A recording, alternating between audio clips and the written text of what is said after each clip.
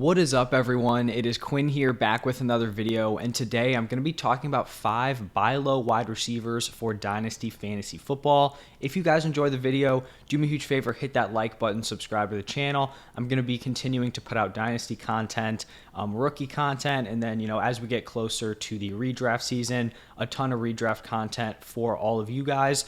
For this video, when I'm referencing ADP, I'm going to be using Keep Trade Cut. I know it's not perfect, but I do think it's pretty solid in terms of just straight up ranking players. Maybe not great in terms of like the trade calculators and that stuff, but that is where I'll be getting, my ADP, just kind of getting a general consensus of where the Dynasty community is viewing these players. And I kind of noticed a common trend when I was going through these 5 wide receivers. Doesn't really apply to all 5, but I think generally these are going to be talented players who are just coming off of seasons where they're in bad situations, where maybe we were much higher on them heading into the season, and they maybe underperformed due to circumstances that they couldn't really control, which I think makes a lot of these guys really strong buy low options. And these are guys who could be, players on contending teams. They could be guys you look for on rebuilding teams that are ready to start to win. So a nice variety here. And let's just jump right into it with my first buy low Dynasty wide receiver, and it is going to be Michael Pittman. So right now he is valued as the wide receiver 23 on Keep Trade Cut, and that's around an early 6th round startup pick. Now heading into week 1 of the 2022 season, Michael Pittman was actually a top 10 Dynasty wide receiver. He was slotted in as the Dynasty wide receiver 9 on Keep Trade Cut. He was a guy who was coming off of a breakout sophomore season, finished as the wide receiver 26 in points per game, but that was a big jump from his rookie season, and it looked like he was set up very well to just take another leap. He was a guy who was being drafted in redraft as, I believe, like a borderline top 12 wide receiver, so the expectations were very high for Michael Pittman. And in terms of his production in 2023, he just didn't end up taking that leap. When we're looking at like raw points per game, he finished as the wide receiver 23 in points per game. So he was like a back end wide receiver 2, but definitely didn't really live up to the expectations.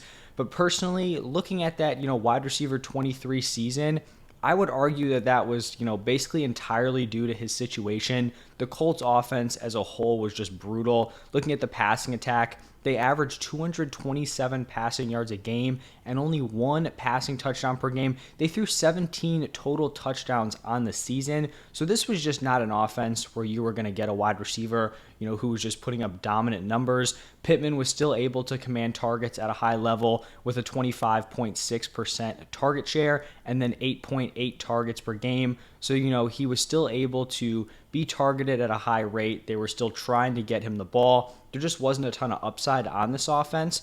I think the Colts, they're likely going to have a new quarterback in this draft. I believe they brought in Gardner Minshew. If they can just become an average to maybe even like slightly below average passing team, I think Michael Pittman can give you some really strong numbers and is almost going to be a guarantee to kind of improve in value. Still a decently young guy. I think he's going to bounce back with a nice, mid-tier wide receiver 2 season. Maybe he breaks into the top 12, and then he's definitely going to be gaining in value heading into the 2024 season. Now, the next wide receiver I'm going to be talking about is Marquise Brown. He is currently valued as the wide receiver 32, a 7th round startup pick. And honestly, out of all 5 of these wide receivers, Marquise Brown is probably the player that I'm most interested in buying just based on where he is currently valued.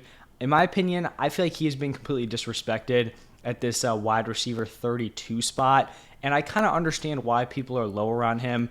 It was a very tough finish to that 2022 season, but we have to remember that was with Kyler out. We also had D-Hop back, who was, kind of dominating. So Hollywood played like the last 6 games of the season after he missed some time with a foot injury.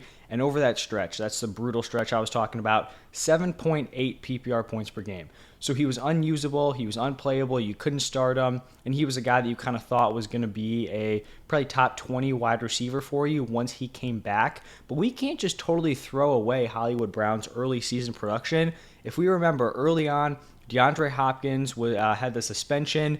In 6 games as Kyler Murray's wide receiver 1, Hollywood Brown averaged 18.3 PPR points per game. He was absolutely balling early on before that injury and before the Kyler injury. He's going to be 26 at the start of the 2023 season, so he's not like, about to fall off a cliff. He still has some very, very strong years ahead of him. And I think once we get Kyler back, assuming DeAndre Hopkins has been moved, I really do think Marquise Brown can be a top 12 wide receiver, in points per game once Kyler Murray does step back on the field. And right now you can buy him as like a mid to late wide receiver 3.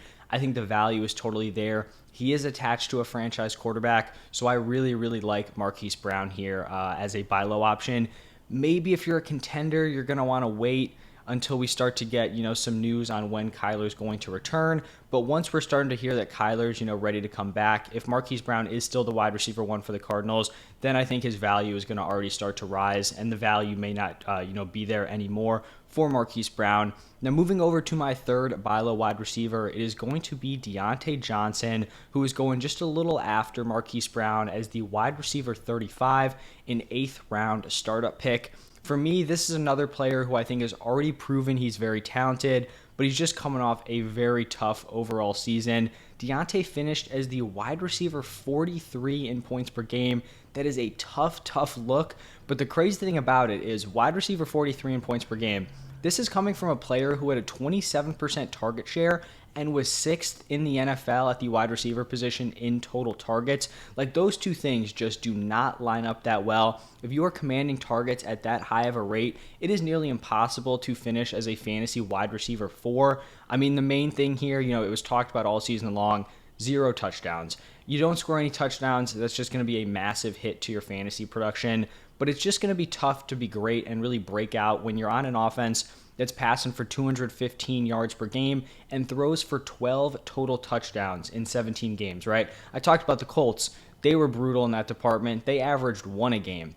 The Steelers last season, they couldn't even get to that number. 12 passing touchdowns in 17 games. That is wildly bad. But we have to remember, Diontae Johnson is the same dude who averaged 17.2 PPR points per game in 2021.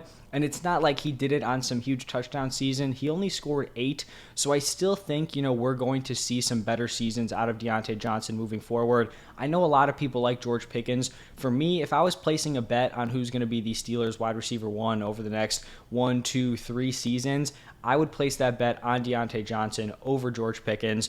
The touchdowns just have to bounce back. The Steelers' offense as a whole should be better. So Diontae Johnson is a guy I do want to be betting on moving forward.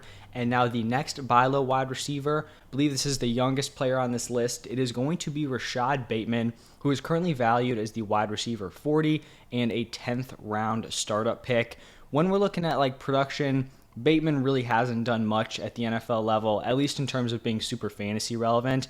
However, looking back to when, he was, going to be a draft prospect, he's a guy I really liked coming out of college. He is still very, very young at 23 years old. It's not like he's had 2 down years and is sitting there at 25. 23 years old. Very, very young. And I think he's one of these guys where the tough first 2 seasons can kind of be rationalized a little bit. Typically, when you have a dude who face plants year 1, year 2, it's not a great bet to make that they're all of a sudden going to break out and, be fantastic heading into year 3 or really make a turnaround. But for me, Bateman is a guy where I'm kind of willing to break that general trend. So as a rookie, Bateman suffered a groin injury during training camp, which led to him missing the first 4 games. Obviously, missing the games is tough, but I think it's probably even more detrimental that he missed, that time early on with the team. As a rookie, you want to be building that chemistry, with Lamar Jackson, with the offense in general. So he didn't get that. Then he misses time. It's tough to come back from that as a rookie. He plays in 12 games, catches 46 passes for 515 yards. So honestly, that wasn't really a terrible season, but it also wasn't anything crazy. He was someone I was pretty high on also heading into 2022, and he started off hot. Week 1 went 2 for 59 and a touchdown. Week 4, 4 for 107 and a touchdown. And then in week 3, kind of a down game, 2 for 59, did not get into the end zone. But then in week 4, he suffers a foot sprain in the middle of that game. He returns in week 7, but doesn't end up playing a full set of snaps, catches 4 passes for 42 yards, and then he gets injured again in week 8. Liz Frank injury, ends up being out for the season. So he's a guy who showed flashes last season. After 2 weeks, people were very high on him. It looked like he was finally going to have that breakout. And so he's not just a guy who has fallen flat on his face twice, had every opportunity, and, just hasn't been able to produce. He has shown flashes, in his opportunities, and he's shown enough of those flashes that I am willing to buy in on him. At this price, wide receiver 40, you're kind of picking him in the range of some of these other older wide receivers who might be able to give you 1 or 2 more seasons of like top 24 production. For me, I think, the upside is there for Bateman, where I wouldn't be shocked if he comes in, is super productive year 3, and now you're looking at a dude who's 24 years old, and his value could definitely skyrocket to be like a top 24 Dynasty wide receiver. So I like Bateman, and it really doesn't matter to me what happens with the Lamar situation. I'd be in on him if Lamar is there. I'd be in on him if Lamar is moved. He's just a player that individually I do want to make a bet on. And now the 5th and final wide receiver, this is definitely going to be more of like the win now option. It's Tyler Lockett, who is valued as the wide receiver 51, which is a 12th round startup pick. And Lockett's a guy who just continues to overachieve year after year. These are his point per game numbers over the last 4 seasons. The PPR, 14.7, 16.6, 15.1, and then 14.8. And it seems like every year people are like, oh, that's unsustainable. It's touchdowns. He's super inconsistent. But year after year, he just continues to put up these really, really strong numbers. Now, obviously, he's a win now option because at 30 years old, it's not like he's going to be giving you this for the next 4 or 5 seasons. But at that 30-year-old age mark, you're kind of just hoping to squeeze like 2 more top 24 seasons out of him. I don't think that's really crazy to expect. He should be a guy who slotted in to do that here in 2023. And then, 1 more season, it's totally possible. He has Geno Smith back at quarterback. It's going to be Lockett and Metcalf balling out again. And Lockett's also a dude who just hasn't really shown any signs of slowing down, like I went through his point per game numbers. And he also has just been very, very healthy. I believe in his 8 seasons, he has missed 2 total games. And he's also not a guy who really sets himself up to get lit up. Like when he's about to get tackled, he's kind of big on just, sliding, getting down, which I know some people probably don't love. But in terms of, wanting him to stay healthy, I mean, that's going to be the dream, to kind of protect a older wide receiver. So if we're looking for a buy low option, I think Tyler Lockett is definitely a great option. If you're a contender, you need to plug in a top 24 wide receiver this season, and hopefully in 2024, I think Tyler Lockett can definitely be your guy. So just to run through these guys again, Michael Pittman, Hollywood Brown, Diontae Johnson, Rashod Bateman, and Tyler Lockett. Really like the value on all 5 of those players. As always, I want to hear what you guys think down below in the comment section. Do you agree that these are solid buy lows? You could toss out some trade offers. I will make sure to get back to every single person. Thank you all for stopping by, and I will see you in the next one.